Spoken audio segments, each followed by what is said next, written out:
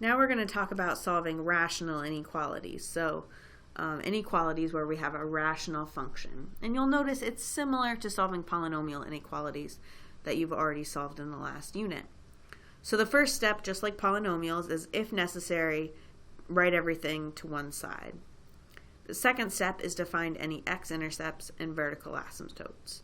Then finally, you can use the graph. I'll also show you how to use a sign diagram, just like polynomial inequalities, to find the intervals that satisfy the original inequality. So we want to solve -3 minus x over 5x plus 2 is less than 0. Okay, so everything's already on one side, so we're good there.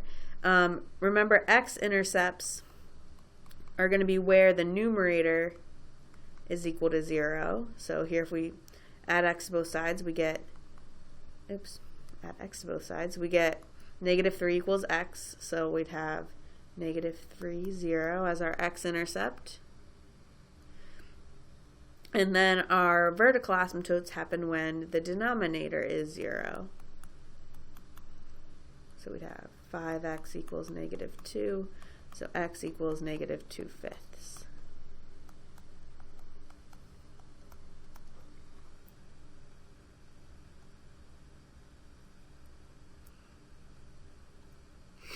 Okay, so we know that this kind of breaks the graph into 3 parts, just like our sign diagram did with the zeros. Now we also have to care about vertical asymptotes. So -3, -2/5. And -3 is a 0, which here we just want less than 0, so we'd never include it. And you would never ever include vertical asymptotes, so we put a question mark above them sometimes. So to fill in our sign diagram and to fill in our graph, both which will give us the information, we're going to put the function with parentheses. So parentheses -3 minus x divided by 5x plus 2 in our y1. Okay, so I already have that there. And we can look at our graph and we can kind of see what's happening.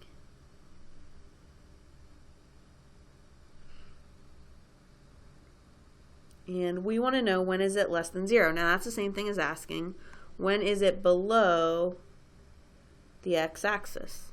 Well, we see it's below from -infinity up to -3, and from our vertical asymptote -2/5 on to infinity.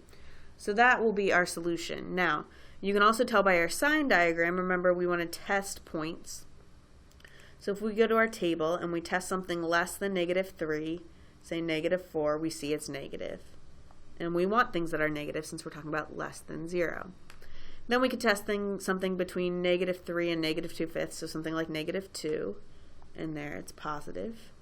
And then something bigger than -2/5 would be something like 0, and it's negative again.